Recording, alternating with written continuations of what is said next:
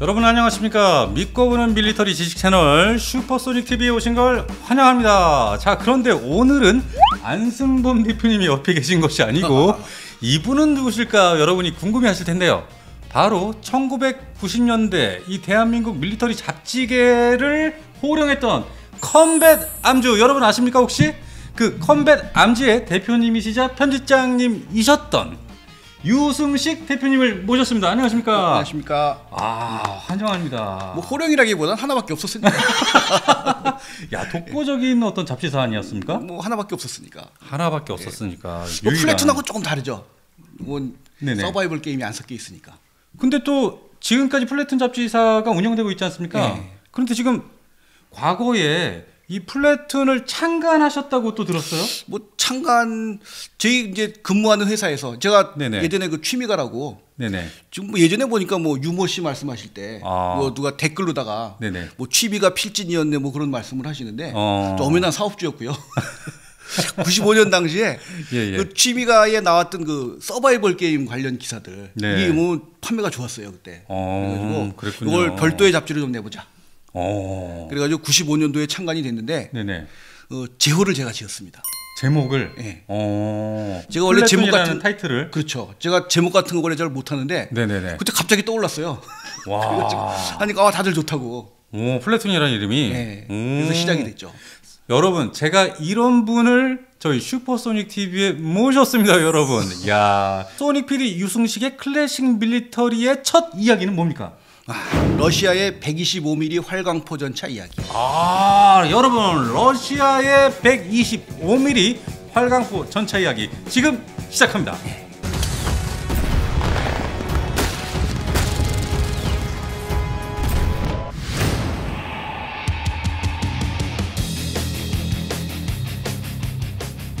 자, 그럼 대표님 어떻게 이 주제를 선택하셨습니까? 네. 그 우크라이나 전쟁 지금 하고 있잖아요. 네네네. 그러니까 거기 러시아 전차들 많이 나오지 않습니까? 예. 보도에도 많이 나오는데 네네. 이 러시아제 전차라는 게 이 납작한 차체에 납작한 포탑, 동그란 포탑. 그리고 동그란 포탑. 거의 비슷비슷하게 생겼는데 네 종류가 있어요. 크게 나눠 보면. 뭐가 있습니까? 물론 그 안에 서브 타입들도 있지만. 예. 근데 그 네 종류가 전부 다 125mm 활강포를 달고 있습니다. 그러니까 결국 요즘 쓰는 러시아 전차 이야기라고 봐야죠.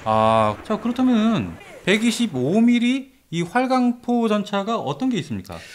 T-64, T-64, T-72, T-72, T-80, T-80, T-90, T-90 이렇게 네 종류. 예. 물론 서브 타입이 많이 있는데 크게 네 종류가 있어요. 크게 굵직굵직한 것만 얘기를 하면. 근데 똑같이 125mm 포를 달고 있지만 다 다릅니다 전차들이. 이 디테일이 좀 다릅니까? 뭐 그런 것도 다르고 네네. 들어간 기술도 좀 다르고. 그래서 여기에 숫자가 또 64, 72, 80, 90 이렇게 올라가는데 뭐 숫자만 올라갔다고 좋은 것도 아니고. 네네네네. 뭐 그런 사연들을 좀 말씀을 드리려고. 좋습니다. 합니다. 근데 여기서 제가 궁금증이 있습니다. 예. T64, 72, 80, 90 이렇게 있는데 예. 이게 얘네들이 생산된 연도를 말하는 겁니까? 아니면 뭡니까? 대략 뭐 비슷하다고 보면 되는데요. 그 시기는 일단 비슷하다. 나오고 나서 워낙 오랫동안 개량하고 가니까 네. 뭐 큰 의미는 없습니다. 그게 의미는 없다고 봅니다. 자, 그러면은 이 125mm 활강포 전차 이 전에는 이 강선포 전차 아니었습니까? 예. 그래서 여기까지 오게 된 그 히스토리 좀 말씀을 드리자면 좋습니다. 시작합니다. 우리 2차 대전 때 T-34 전차 너무 네네네. 유명하죠. 이게 너무 유명하죠. 그게 물량을 워낙 또 많이 나오니까 독일군 전차를 이제 물량으로 압도를 했단 말이에요. 물량으로. 예. 거기다가 또 특징이 뭐냐면 네네.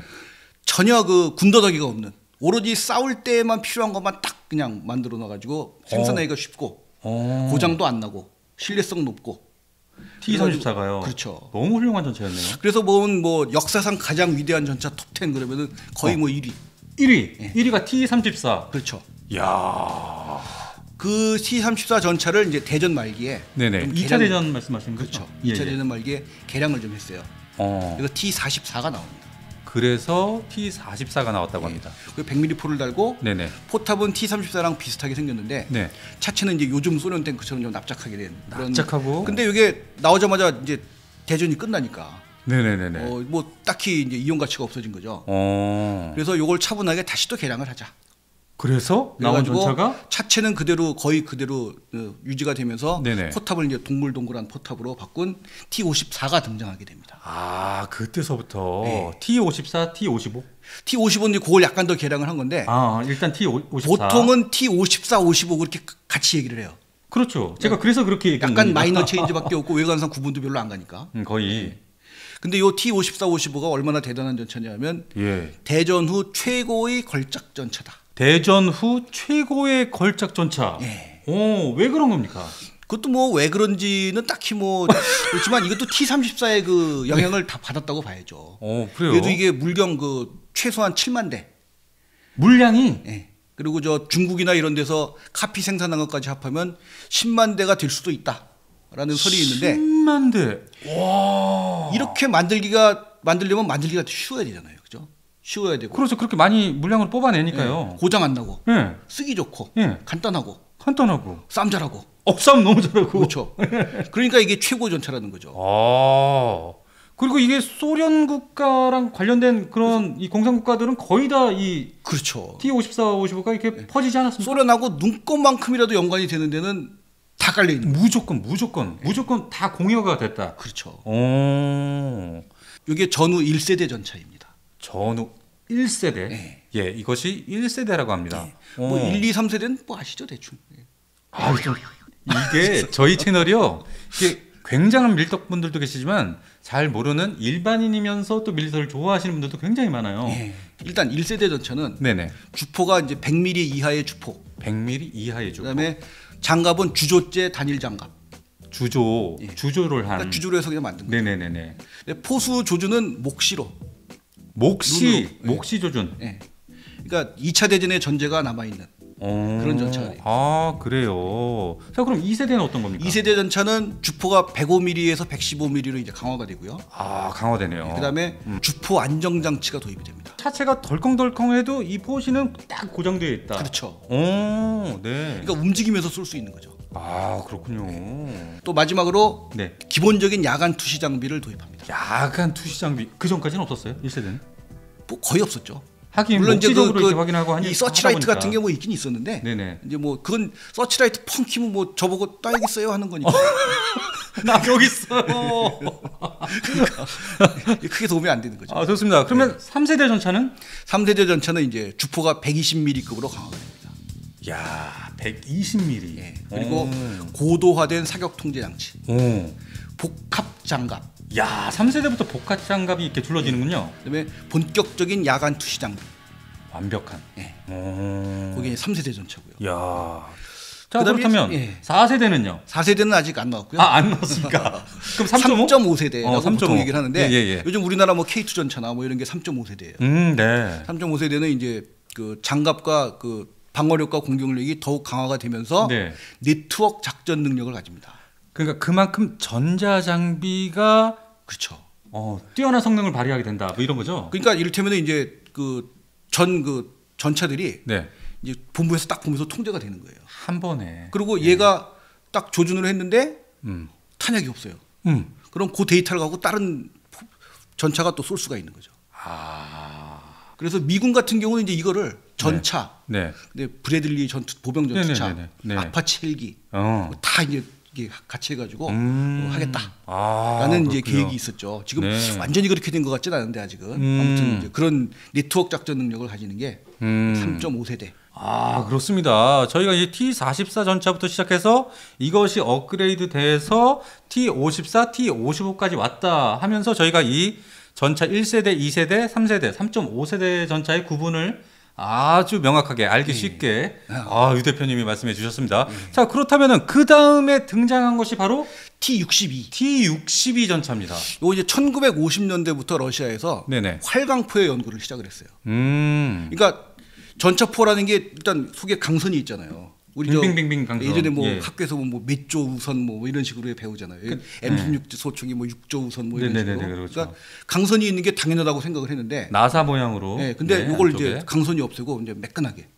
아 강선이 없다. 네. 오. 그게 이제 활강포 전차인데 이걸 이제 러시아에서 먼저 연구를 시작을 했어요. 세계 최초입니까 러시아가? 그렇다고 봐야죠. 활강포 전차를. 오. 그래서 그거를 최초로 장비한 게 T-62.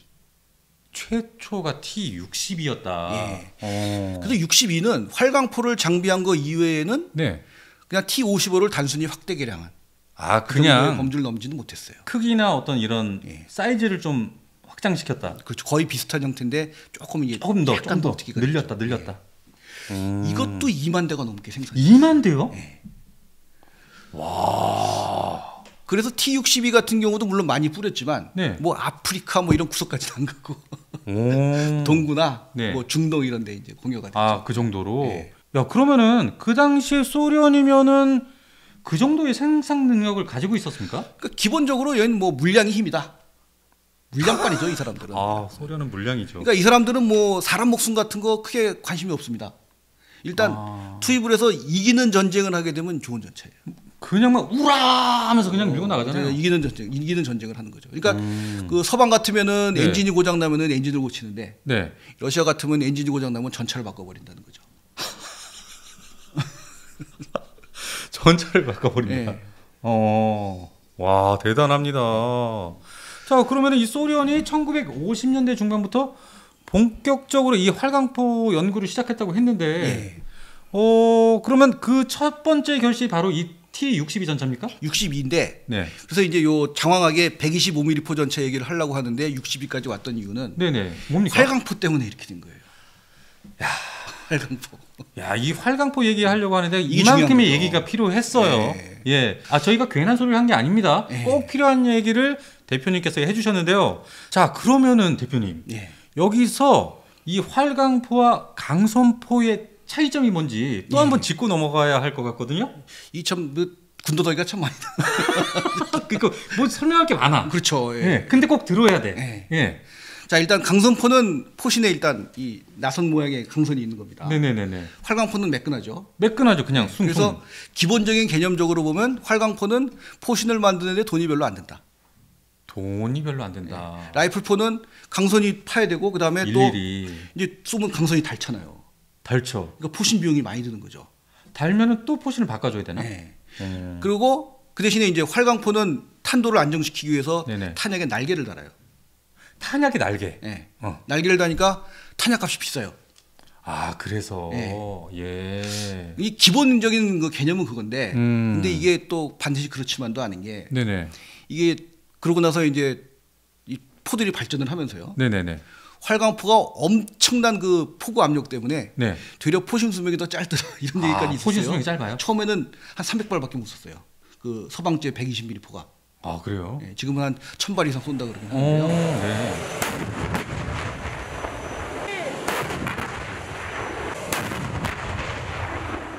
강선포는 이제 이렇게 쏘는데 네네. 그 대신에 탄약은 그냥 간단한 걸 쏘면 되잖아요. 네네. 그런데 이게 활강포에서 쏘는 그 말하자면 날개 안정식 철갑탄 네. 이게 좋으니까 네. 우리는 포가 강선포밖에 없는데 어. 저 탄약을 쓰고 싶은 거예요.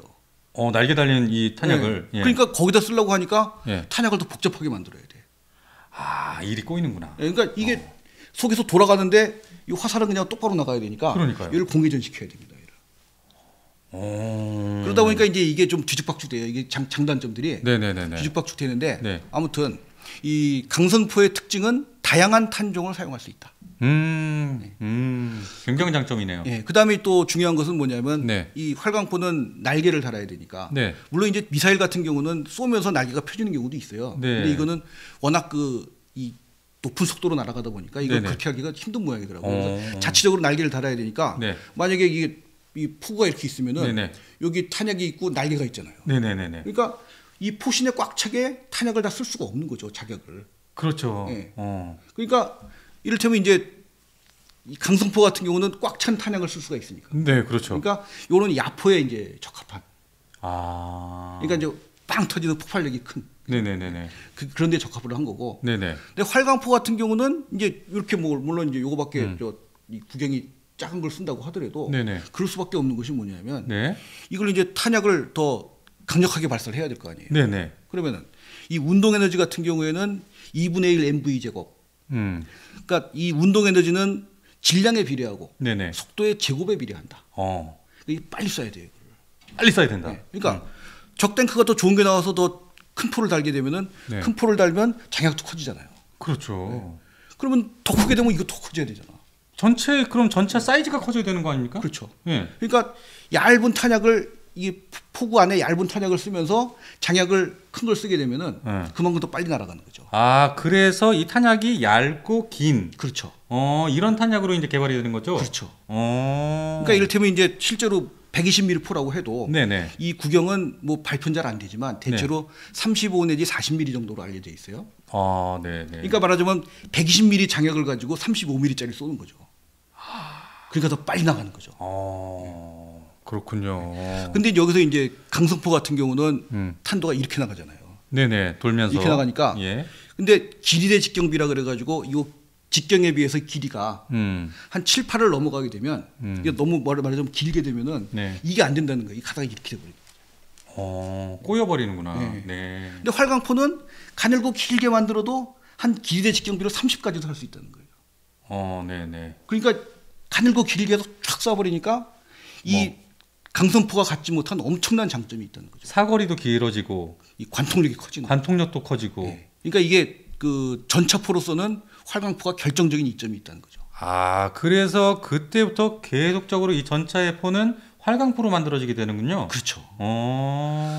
영국군 같은 경우는 그 말하자면 다양한 탄종에 대한 미련을 버리지 못해서 특히나 그 해시탄이라고 그 플라스틱 폭약 같은 말하자면 장갑에 탁 붙으면 여기서 땅 터지면 안에서 탕 깨지면서 이중으로 그렇죠. 그렇게 안에서 깨지면서 승무원을 이제 살상시키는 네네네. 그 탄약이 굉장히 그 좋아했다 그래요 영국군이. 그래가지고 그 탄약을 쓰기 위해서 챌린저 2까지도 이 강성포를 사용을 하는데 여기도 드디어 일단 전차포는 역시 뚫어야 되니까.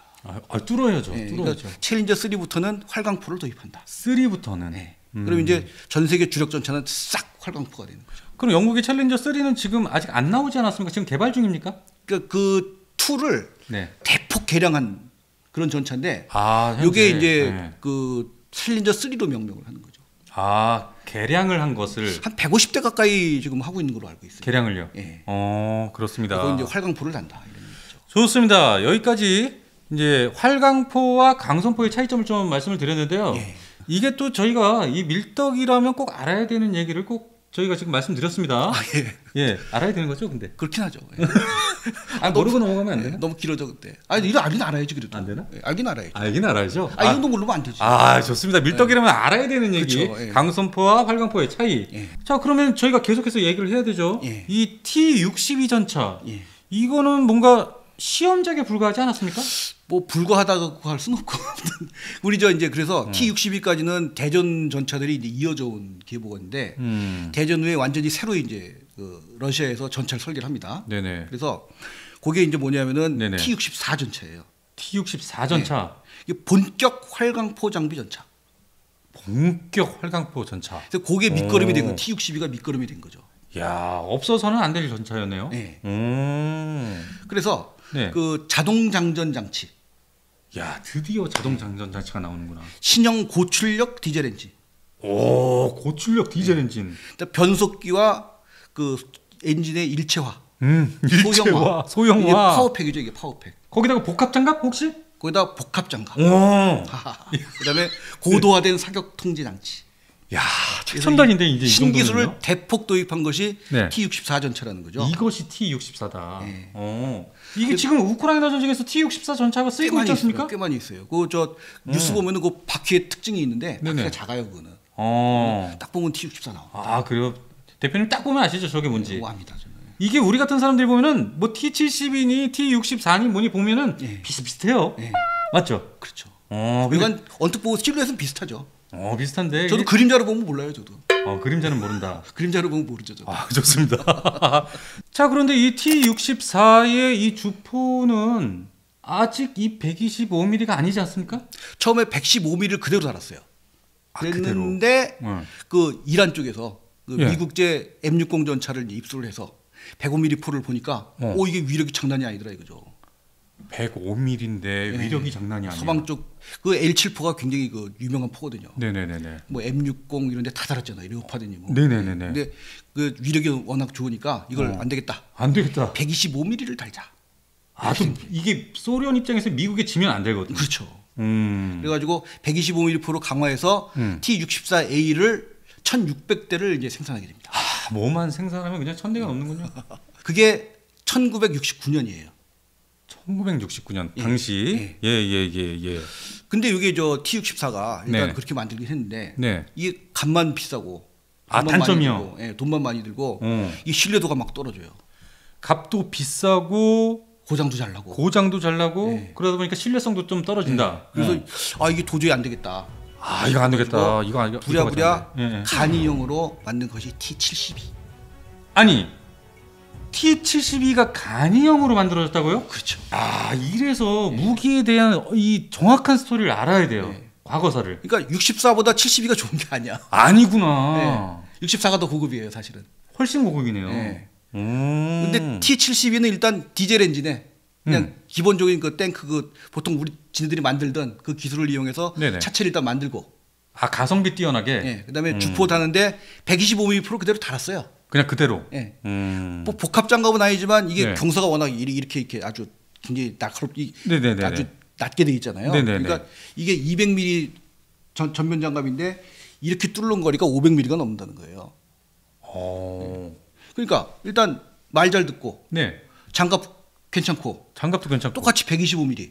125mm. 사격 통제 장치가 좀 후져가지고 좀 덜 맞긴 해도 일단 포의 위력은 같다는 거죠 일단. 일단 맞았을 때 그죠? 그러니까 이게 일단 이걸 대량으로 일단 생산을 하게 되는 거예요. 대량. 얼마나 또 뽑았을까요? 2만 대 더 만들었다. 2만 대. 얘네는 만들기만 하면 몇만 대, 몇천 대야. 만들면 몇만 대예요 얘는. 와 대박이네요. 그러면 이 T72는 그럼 세대가 요걸 이제 3세대가 아니는데 2.5세대라고 얘기를 합니다 보통. 2.5세대. 네. 또 그런 식으로 구분하네요. 잠정세대란 말도. 잠정세대. 간이형이라서 그런 거 아닐까요? 그렇죠. 그러니까 사격 통제 장치가 이제 별로 이제 좋은 게 아니니까. 그러면 이 T72 전차는 하이 로우 믹스에서 봤을 때 제가 볼 때는 로우죠. 로우네요. 네, 로우가 되는 거죠. 로우구나. 근데 그때는 냉전 시기였잖아요. 네네네. 그러니까 사실은 서방에서는 대충은 알아도 모르는 거예요, 내막을. 64가 뭔가 좋은 것 같은데 또 T72가 나왔단 말이에요. 그러니까요. 생긴 것도 비슷하게 생겼고 125mm 포에 뭐 꽤 강력하게 생겼으니까. 그러니까요. 이게 뭐지? 이렇게 되는 거죠. 근데 이게 처음으로 시리아에 공여가 됐습니다. 초기형이. 시리아. 네. 그래가지고 1982년에 레바논 분쟁에서 이스라엘 군대 메르카바와 포화를 주고받게 됩니다. 메르카바랑. 네. 어땠습니까? 그런데 최소한 7대. 최소한 7대. 의하면 30대까지 T72가 격파가 당했어요. 반대로. 반대로. 메르카바한테 당했다. 그렇죠. 근데 뭐 메르카바에 의해서 파괴된 것도 좀 있고. 뭐 대전차 미사일도 좀 있다 그래요. 그렇게죠. 꼭 뭐 메르카바가 그랬겠습니까? 그래가지고 서방에서 잠시 좀 안심을 했죠. 잠시 안심을 했는데. 근데 좀 이따 T72의 개량형이 나오는데 여기 포탑이 더 커져요. 이게. 그때 어떤 그 사고 이후 정신을 다시 차려서 뭔가 좀 개량을 합니까? 그런 식이죠. 그래가지고 이렇게 딱 포탑이 앞으로 부푸니까 이거를 미국에서는 돌리파튼형 포탑이다. 돌리파튼형 포탑이다. 가슴 큰 가스 있잖아요. 이게 뭐 이런 거요? 가슴 큰 가스 있잖아요. 돌리파튼 모르세요? 가수입니까? 미국 가수 있어요. 유명한 가수야. 돌리파튼이라고. 그래요? 제가 그쪽은 제가 잘 모릅니다. 돌리파튼 유명한 가수예요. 굉장히 유명한 가수. 여러분 알고 계신 분은 댓글 좀 써주십시오. 어떤 가수인지요? 돌리파튼. 제가 어리지 않습니까? 연배가 한참. 아니 그 옛날 가수예요. 엄청나게. 그래서 몰라요 지금. 신디로포 뭐 이런 거 알아요. 고맙대 비슷한 마돈나 이런 거. 그거보다 조금 전이죠. 알겠습니다. 돌리파튼이라는 가슴 큰 이 여자 가수가 있었는데 유명했어요. 빗대서 돌리파튼형 포탑이다. 왜요? 포탑이 부풀었으니까 앞이. 뭔가 이게 그러네요. 뭔가 그렇습니까. 네네. 그걸 이제 T72M. M이다. M이라고 하는데 이것도 나중에 이제 이라크 같은 데 수출이 되고 동국권 같은 데 수출이 됐어요. 그리고 나서 또 더 부풀어진 또 T72가 또 나옵니다. 더 부풀어요. 슈퍼 돌리파튼 포탑. 슈퍼 돌리파튼 포탑. 그래서 요게 이제 그 당시에는 T72M2라고 불렀는데 M2. 요건 수출을 전혀 안 했어요. 왜 수출 안 해요? 내수만 했어요? 그러니까 자기네만 갖고 있는 거죠. 꼭 좋은 거는 얘네 좋은 수출 안 하더라고요. 수출 안 하고. 64 수출 절대 안 했고요. 64도? 그러니까 T72M만 수출이 된 거예요.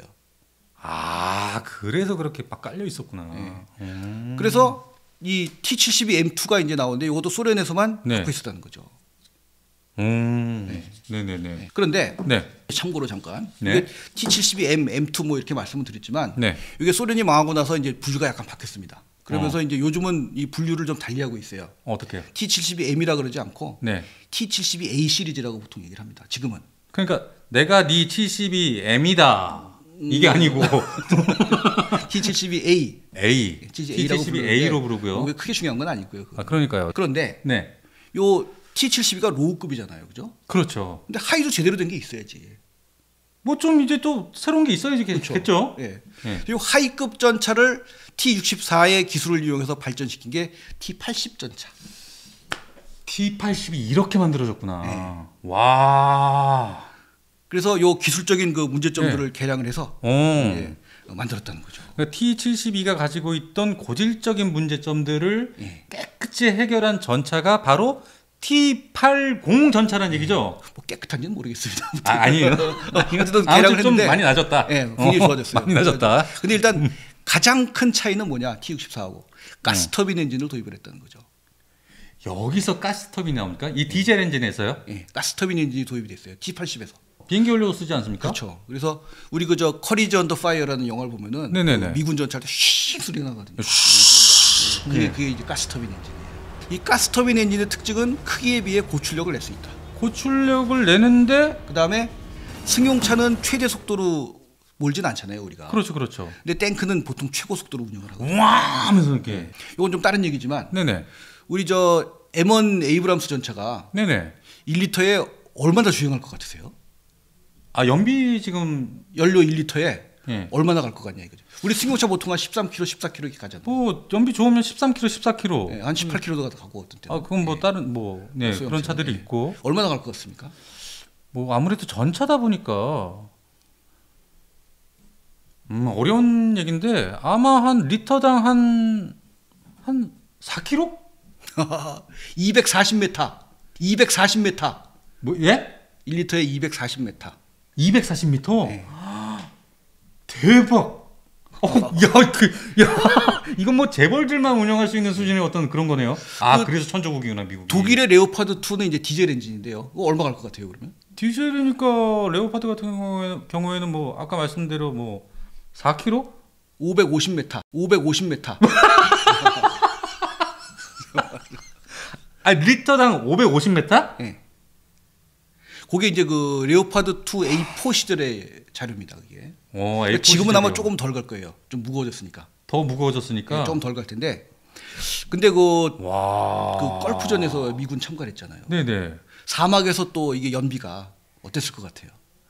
너무 뜨거우니까. 이제 더 안 모래니까 나왔을 막 것 헛바퀴도 같은데요? 돌고, 그죠? 예. 안 나왔을 것 같아요. 얼마나? 50m. 1리터에. M1 에이브람스가 1리터에 50m? 와. 아니 이거 어떻게 감당해요? 그러니까 이게 그 우크라이나에 지금 뭐 M1 전차 31대 준다 그러잖아요. 네네. 줘도 문제야. 줘도 문제야 이거 줘도 문제야. 예. 와 진짜 줘도 문제네요. 네. 그 스웨덴에서 그 차기 전차 예전에 선정할 때, 네네. 그때도 M1 에이브람스를 놓고 이제 비교를 했는데, 네. 그 당시에 67.6m가 나왔다 그래요. 1리터에. 67.6m. 와 이거 상상도 못. 와 아찔한데요 지금. 네. 그럼 연료 보급차들이 계속 따라다녀야 되는 거예요? 그렇죠. 그냥 주장장 따라다니는 거죠. 와 대박이네요. 와, 저는 이거는 지금 처음 알았습니다. 그래서 아무튼 이 T80 전차가 가스터빈 엔진이잖아요. 네네. 그러니까 이게 이제 운영 유지비가 많이 드는 거죠. 너무 많이 드는구나. 이 M1만큼 그렇게 무지막지하게 덜 가진 않을 거예요. 근데 일단 가벼우니까. 네네네. 근데 일단 유지비가 많이 들고, 네. 만들 때 또 비싸고. 그러니까 이게 물론 그 냉전 시기에 한 5,000대 가까이 만들어지긴 했는데, 와. 이게 나중에 가가지고 소련이 붕괴되고 나서 잠시 창고에 처박았다는 설도 있었어요. 우르르. 네. 아무튼 이 T80은 80년대에 나온 전차 아닙니까? 대충 그렇습니다. 네네. 네. 근데 이게 또 서방 측 전차에 대항하기 위해서 그 무장, 장갑, 엔진 등을 완전히 개량한 또 그런 최신형 T80이 등장을 했어요. 그걸 다시 업그레이드해서 개량을 해서 새로운 T80. 그래서 거기 SMT M1989 소비에트 미디움 탱크 1989년도에 발견돼. 이런 이름을 붙이고 그 당시에 밀리터리 잡지의 기사가 어떻게 됐냐면은 저 전차를 과연 M1A1이 상대를 할 수 있을 것이냐. 이 SMT M1989를 가지고. 그렇죠. 그래서 미군 대전차 시스템의 위기 뭐 그래가지고 나온 적이 있어요 이게. 야, 그만큼 위력적인 전차가 나왔다 뭐 이런 겁니까? 근데 잘 모르니까 사실은. 그런 것도 같다는 거죠. 그러니까 언론 플레이를 막 그렇게 한 그렇죠. 거네요. 그런 거 같다는 거죠. 그러니까 미군에서 뭐 예산 달라고 그랬을 수도 있고 사실은. 그렇지. 미국에서 또. 근데 아무튼 그 전차가 나중에 우리가 너무나도 잘 아는 네네. T-80U 전차입니다. 이것이 그러니까 이름만 SMT M1989였는데 이것이 진짜 지금 이름은 T-80U. 네. U 버전. 우리나라에서도 사용한. 이 우리나라에 이 불곰 사업 때 들어온 거 아닙니까? 그렇죠.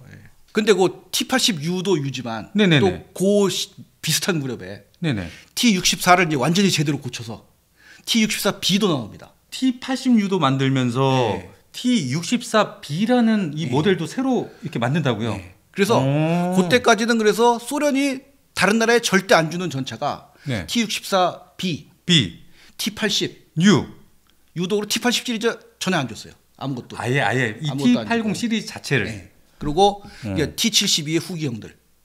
이런 게 이제 베일에 쌓여 있었는데 지금 아까 PD님 말씀하셨다시피 96년도에 우리나라의 T-80U가 전혀 다운그레이드 되지 않은 상태로 공급이 됨으로써 다운그레이드 버전도 아니었고 이 전모가 이제 밝혀지게 되는 거죠. 와, 그럼 미국이 이 정보를 바로 입수를 했겠네요. 왜 그랬을까요? 그게 이제 일단 나라가 어지럽고 돈이 없으니까. 어지럽고. 그리고 이제 물론 뭐 없고. 여기 주려면 뭐 다 이렇게 이거 빼고 할 때 귓볼라면 돈이나 내놔 그러고 준 거지 뭐 그냥. 그러니까 이제 소련이 아니고 러시아잖아요. 그렇죠. 러시아가 돈이 워낙 없다 보니까 정신도 없고. 이거 그냥 줄 수밖에 없던 상황이었던 거죠. 이거 준 거죠, 그래서.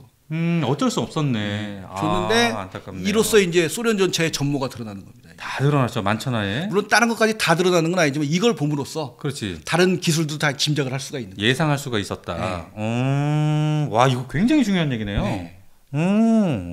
자, 이제 여기까지 왔습니다. 많이 왔습니다. 이거 이제 엄청난 얘기들을 지금 하고 계세요. 그러니까 아직 T-90이 안 나왔어, 근데. 안 나왔어. 아직 안 나왔어. 이제 T-90 얘기를 해드리려고 그래요. 좋습니다. 이제 구소련이 붕괴하고 나서 이제 너무 비싸고 유지비가 많이 든 T-80을 뭐 창고에 처박았다는 얘기가 있었어요. 그렇죠. 근데 뭐 그것도 뭐 창고도 창고지만 창고도 창고지만 일단 수출용으로 T-90을 개발을 하게 되는데 이 개발 계기가 뭐냐? 개발 계기가 뭐냐? 뭡니까?